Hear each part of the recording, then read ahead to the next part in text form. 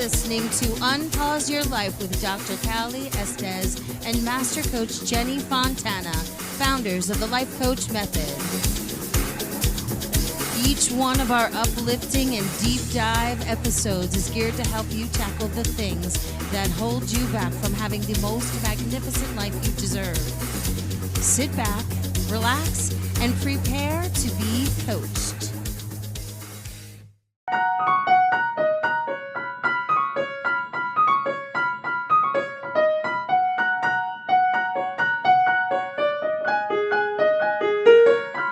So I can play a little bit. Yeah.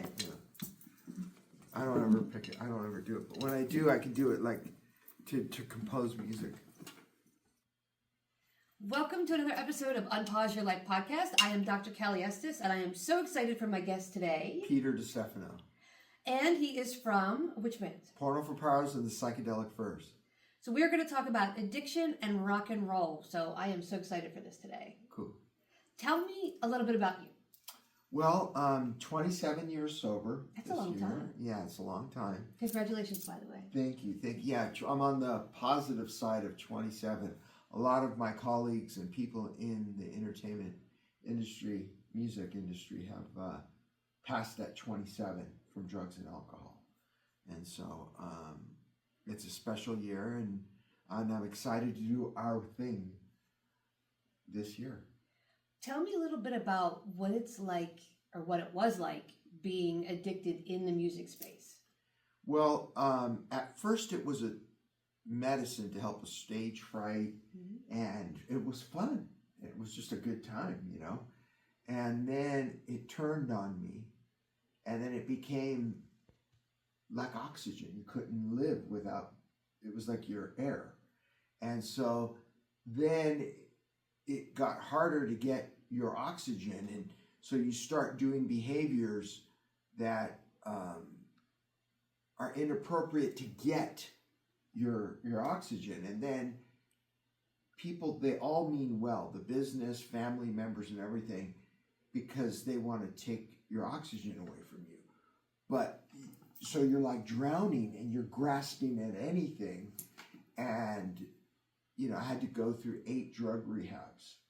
That's a lot. Yeah. I mean, 7 was interventions, deals, like people were trying to get me to do it. And the last one, I was ready. And we could have saved many years, many tours, a lot of money. If things were different. If we had what our thing is going to be available for my friends, like people like in our business, that it was done in a way where they ended up killing themselves because the government and loved ones were trying to force them to stop, and they weren't ready. What do you think in the music space? What do you think some of the drugs of choice are? What do you think people are gravitating towards, and why? In my business, it's of music. I notice there's a lot of cocaine and fentanyl. So fentanyl is prevalent. Yes. Yeah. Or opiates. And that's hard. Once you're on opiates, it's hard to come off. Yeah. So it's a lot of overdoses. I know you overdosed in every country? Yeah, well, almost. Yeah, England and all over the U.S. Yeah, I'm very, very lucky. I was always found and revived. So you wouldn't be here today if someone didn't help. Yeah, when I was in Florida, I was in a falafel line, and I took 5 chloral hydrates and 5 Darvocet, drank some vodka, and I was in line waiting for a falafel. I just overdosed, and I was there in a line, so they called the ambulance. And then in Hawaii and England and New York, and I was just always waking up in emergency rooms with wires stuck to my chest, and I'd rip them off and go running out to go score, and so thank God for what's that drug that they use? Narcan. Yeah. I was on tour in 2024 with another guitar player, jazz. We were doing this like punk jazz kind of music thing, just us two. And I saw in the backstage they had Narcan boxes, and I was like, "That's a great thing," you know. But that's how bad it is. Yeah. It's backstage Narcan cans or boxes, you know. So, but that saved my life over and over and over. That's. I mean, it wasn't always that way. I mean, going back in the day. No, it was only the emergency people had it. Right. No one had it. It wasn't, you couldn't buy it. But now they have it. So things are getting better in that department. But what we're going to offer is a custom-made plan for people so they don't have to go through what I went through and my colleagues that committed suicide and overdosed. So many people didn't want to die, but they were deprived of their drug of choice and then their tolerance, you know, and then finally 2 days later they go and just take the same thing and they're dead. Well, and you can't do that to an addict. That's a big problem, because if you have somebody that's using at that level and then they get sober for whatever reason, they overdose and have Narcan, or they're forced to not use for a few days, and they go back to the same amount, that's how they overdose. I mean, my husband had 5 overdoses. Every single one was after Narcan. That, for me, it was always when someone would try to hold it back, and they thought they were doing the right thing, and they meant well. So no resentment. It's just, it's education. We need to be educated, and that's why us doing this thing, and you're a doctor, you know what happens. You can explain it to us. Like, I didn't know why, when I didn't have heroin, why I was kicking the floor and why I couldn't sleep for 30 days and why I was just screaming for like peace, you know? What was happening to my brain? So first of all, there's a restless legs, which is a side effect of the withdrawals of opiates, which is one of the many, the night sweats, the anhedonia, which is flat affect, where you feel like brain fog, you can't think, nothing makes you happy. You're hungry, but you're not hungry, but you're nauseous, but you're tired, and then the night sweats. Just sweating, yeah. It's like you're in menopause. So here's what's happening. So if you can imagine your brain, right? Your brain fires like this, fires and catches. It's normal, this is how it works. Now, if you're on the freeway and you get cut off, you get angry, your brain fires like this, right? But it goes back to normal at some point. Now, if you're doing uppers like cocaine, meth, speed, diet pills, it goes like this, and then it comes back to normal after a couple days, right? If you're doing downers, that like, Xanax or marijuana or alcohol, it's still firing. It's just slower. Like if you've ever tried to have a conversation with a drunk person, you're having a conversation. It's just not quite coherent. They're there, it's just very slow. But when you do opiates, it stops. And the opiates flood the center of your brain 1,000 times more powerful than your brain's own juice. So what happens is your brain shuts down. And then you take the heroin or the fentanyl, the Dilaudid, the morphine, the oxy, the roxy, and your brain loves that.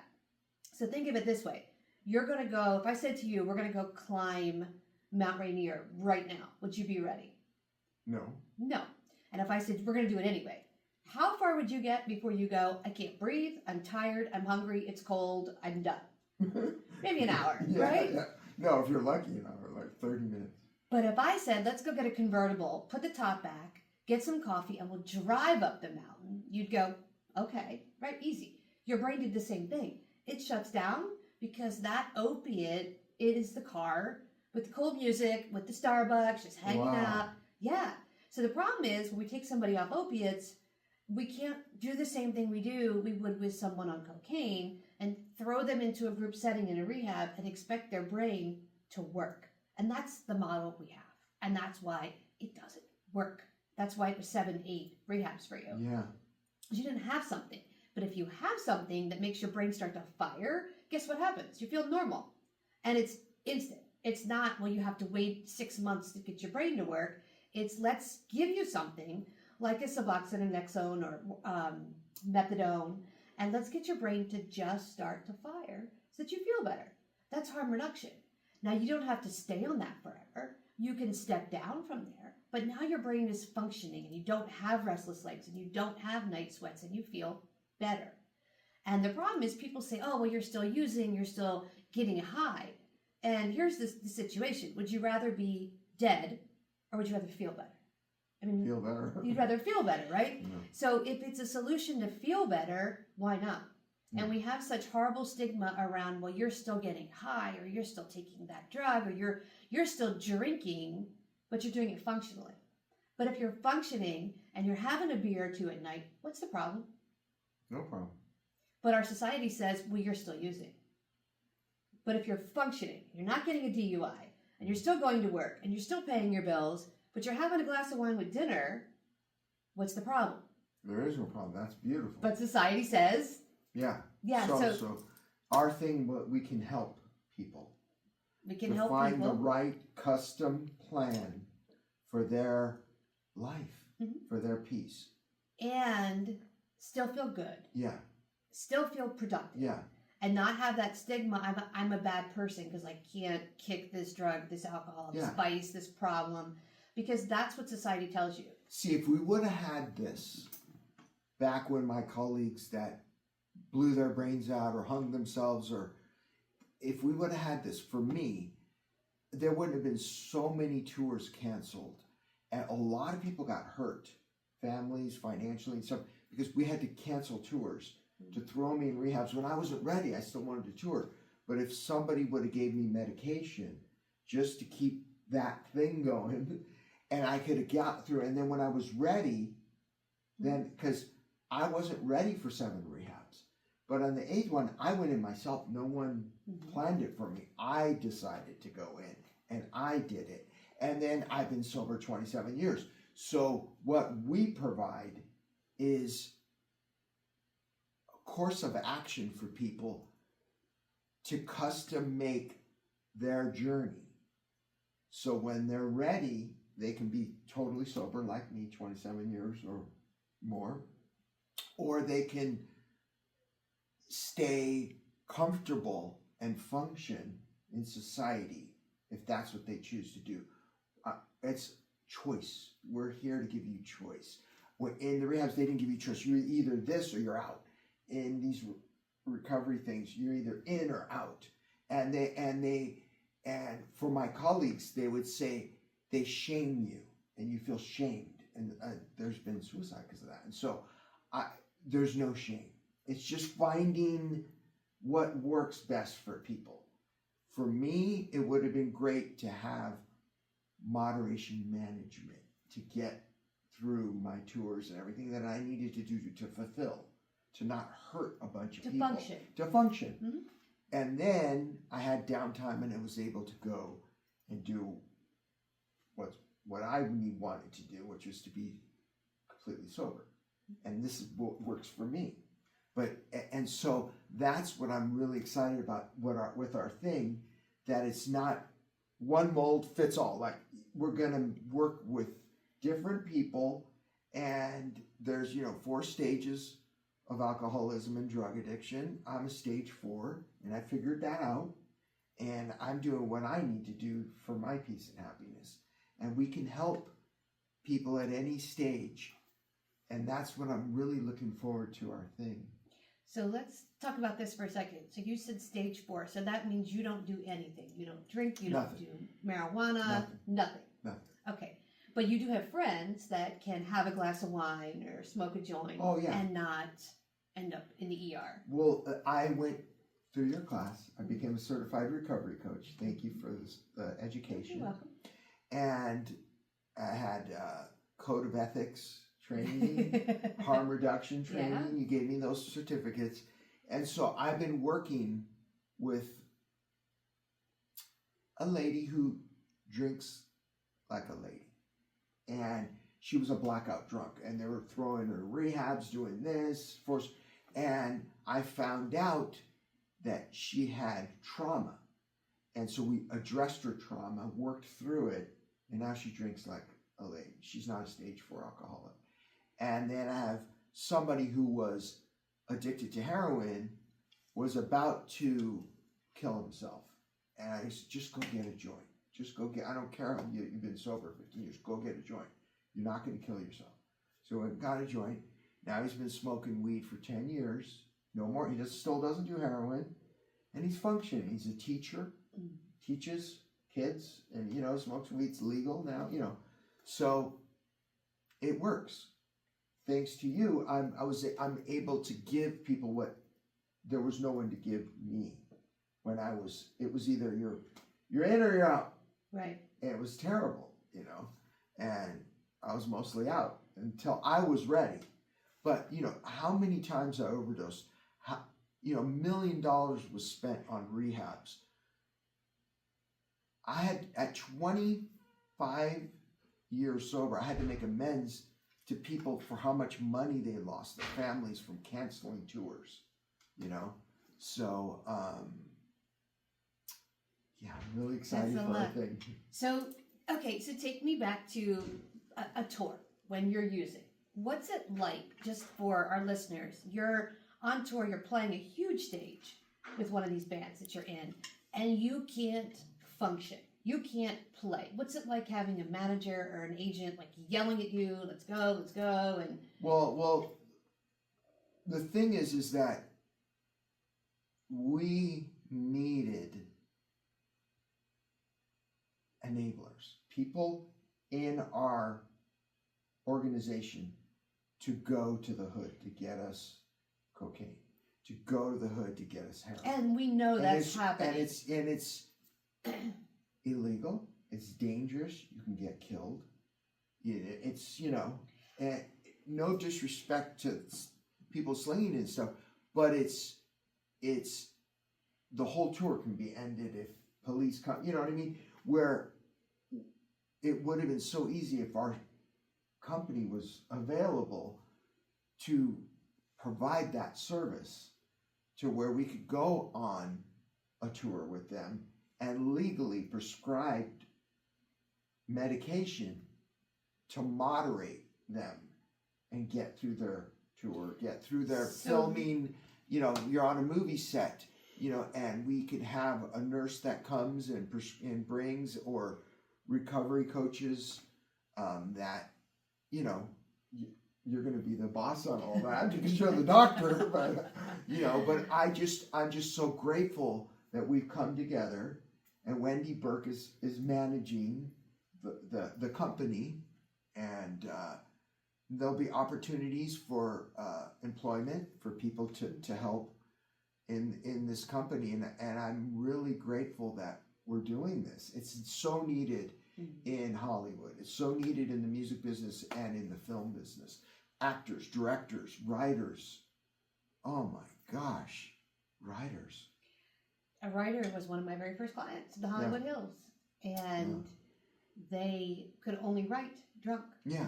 Beautiful, beautiful writing, beautiful music, but you got to take that out sometimes, because now you're driving drunk and you have a DUI, and now you crashed your car, and now you're behind bars. You can't write if you're behind bars. So we've got to figure out a solution that you can still write, but not get in trouble and not be off the rails. So this is going to be a very interesting project. Yeah, but I'm excited because it's not one mold fits all. We're going to do custom plans. And with my experience of 8 rehabs and 27 years sober, and how I'm totally sober, and then you're a doctor of addictions, and then our manager managing it all, we can make custom plans and legally help people to function till they're ready to either be totally sober, or if they want to stay moderated because of something's broken in their brain. We figure out there's something wrong and they have to stay on methadone, or that needs to be looked at. I was lucky that my brain started working again. It was stuck, but and it was okay. Like, I was prescribed from a lovely doctor who took a chance, gave me methadone tablets. So I was able to tour the big day out. We had Rage Against the Machine, Nick Cave opening up for us, and then we had to go on after them. I couldn't be kicking on looking for heroin in different countries. So they gave me methadone tablets, and I took 10 milligram every day. I got through the whole tour, it was just like it was functioning. But then the doctor said, okay, you're not working, it's time to stop. So I had to get back on heroin to get off of the methadone. And then that's when I said, I'm ready. And I went in and surrendered to my final rehab. I hear that story a lot. People coming off of methadone get back on heroin to stop because the doctor just stopped prescribing or something happened. Yeah. So it's when it comes to addiction, the problem we have is it's not looked at like a full circle. So you have the chemical side, right? You have the emotional side, you have the mental side, you have the spiritual side, you have all these different sides of addiction. And we put somebody in rehab, we really only work with the physical side. We take you off the drug. Then we stick you in a group, and here you are, 3 days sober, your brain is not firing, and you're supposed to sit there and absorb information coming at you. And it doesn't work like that. You know, and then you go to the next group, and all you're thinking is, when can I have a cigarette?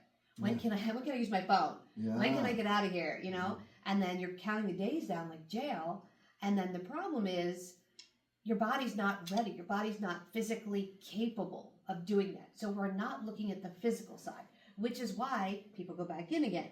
And that's a great business model for a treatment center because they keep you coming back to continue billing your insurance. But with something like what we're doing, it's working with the chemical, it's working with the emotional, it's working with the mental. We're going to work on all of those things. We have the capability to see with a urine test and a saliva test where your mineral deficiencies are, where's your cortisol level, what's wrong, why are you craving this drug and that. For example, I'm an uppers girl, I'm not a downers girl. So if you handed me fentanyl, I don't want that. I don't want to drool all over myself. I don't want to nod out. You know, I want to clean the house, right? My whole thing was, I'm going to take a couple diet pills and some speed and clean the house. You know, 5 hours later, I'm peeking out the blinds, not cleaning the house, but in my brain, I've cleaned the house. So why do we gravitate towards different drugs, right? Well, that's the deficiencies in the body. No one's looking at that. Cool. So we'll do that. We're going to do all of these I love things. it. It's I full love it. service. We got a doctor, a real doctor here. Okay, so I have a good question for you. Okay. I've only been on stage at the Comedy Store in Sunset Strip, but I was like terrified because the lights go up instead of down, and I wasn't used to that. So tell me what it's like getting on stage, you know, sober versus getting on stage under the influence of drugs. What's the difference? How did you feel? How did you cope? What was better? What was that like? Well, there's good and bad for both. And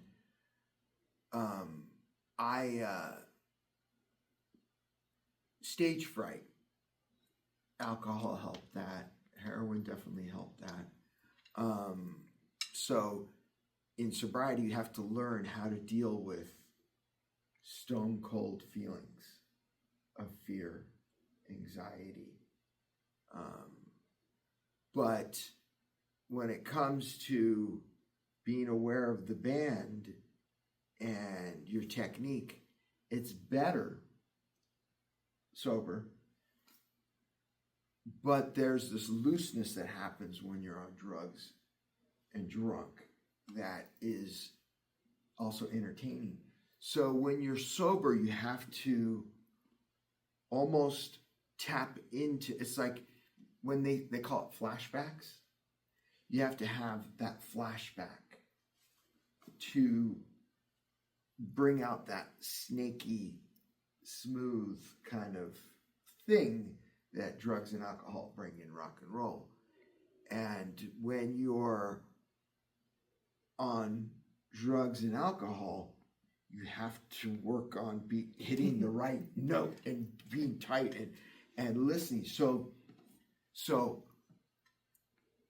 my hope is that we can help people that choose both.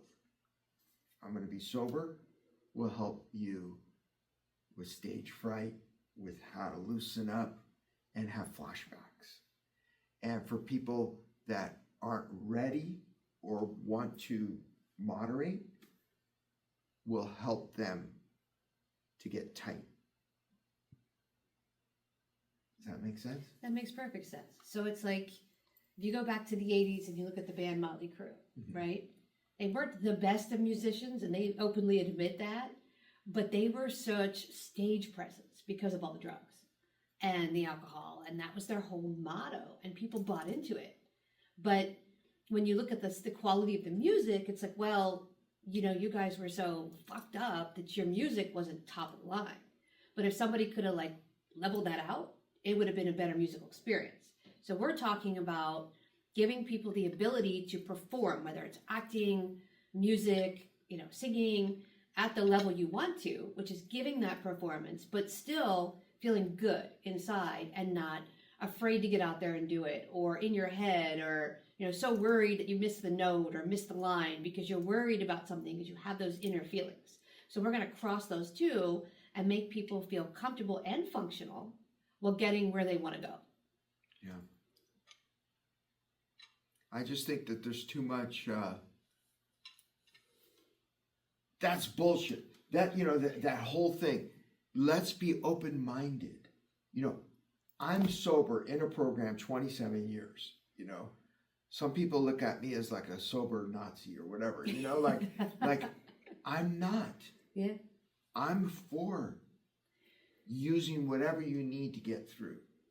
And for me, what works best after 8 drug rehabs and a mental ward is full sobriety. For somebody else, it might be just some weed and, and bipolar meds. And, we need a doctor. I need a doctor to do this dream that I have. And so I'm so grateful that we've partnered together, because I need a person with a doctorate to tell me what to do with these people. You know what I mean? Let's figure out what we can do, and let's give them a custom plan for peace. And it's We're like the peacekeepers, peacemakers, And it's looking at all the facets, the emotional, the mental, the chemical, the physical, and the social stressors. Yeah. If you have a big show coming up or a big arena you're playing, that's a lot of pressure. Yeah. And then if you have somebody telling you have to be sober for this, you have to be sober for this. And oh, God, I just got to faint just telling you that. You know how many times that happened? Yeah. Woodstock, you got to do, you're playing Woodstock between Bob Dylan and the Allman Brothers. And you got planes, helicopters. You got to get, it's like, no, like, what are you're going to, so you want me to get up there without oxygen? I'm going to choke. You can't do that to me. And then the whole, you have a child now, we're going to test you, we're going to take your kid away from you, restraining orders, you're kicked out of the house, you're homeless. A lot of stuff happened to me, and I just wanted to get well. I was just trying to breathe. And your options were totally sober or totally fucked up. Yeah. And you had nothing in between. Nothing in between. And if we existed for us, I could have, but then there was that one doctor who gave me those methadone tablets to get through, and I've played great. Mm-hmm. Headlined the tour, the big day out, Porno for Paros. We headlined, all of Australia, New Zealand.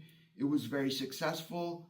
Then after that, when the doctor stopped me, I had to get back on heroin, and then all the crap, hawking thing, the streets, police chasing you.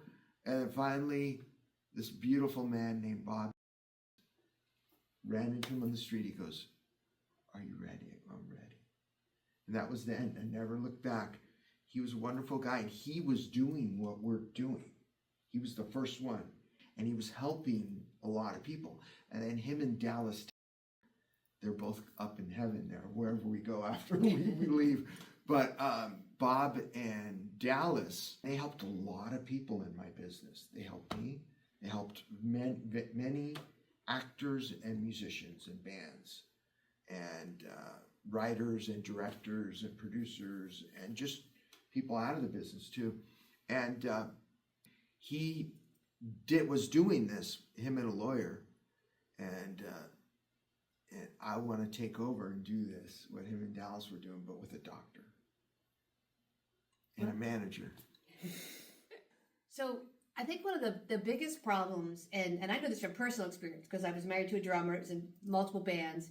Sometimes band members just don't get along, or they're having a bad day and they're already, on edge. And then you add in drugs.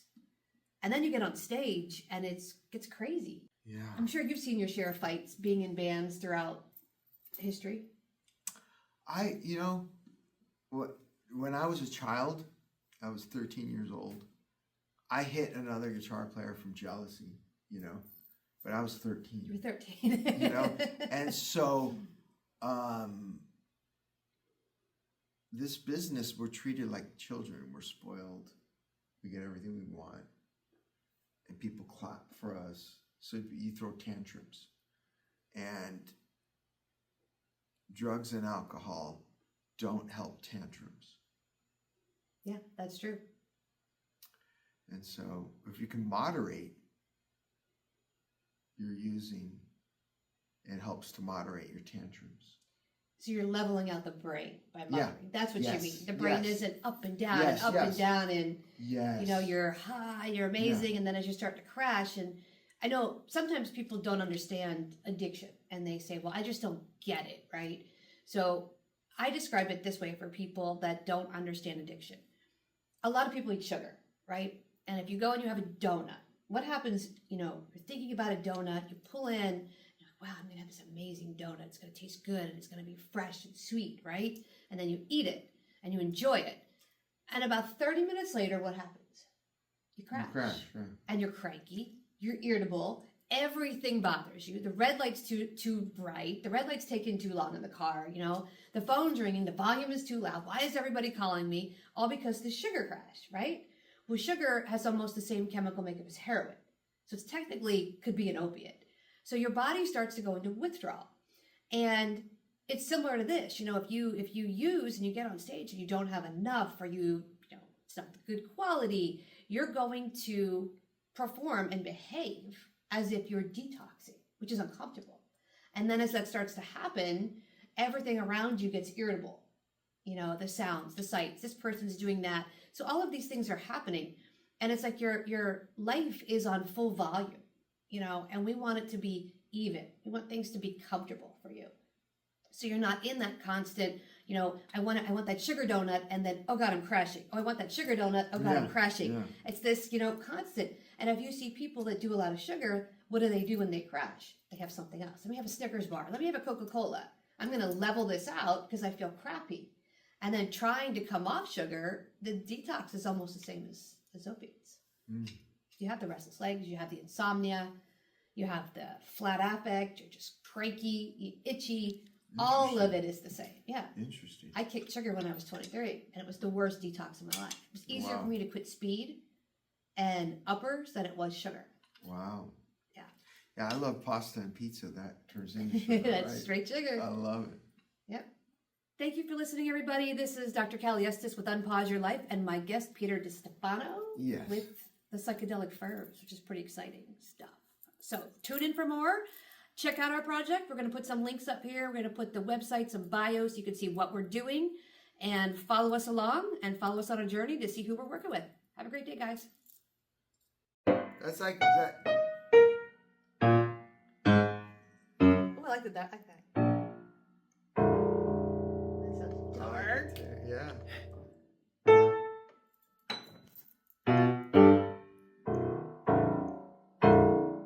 That's cool. That's good. That's a wrap. Okay.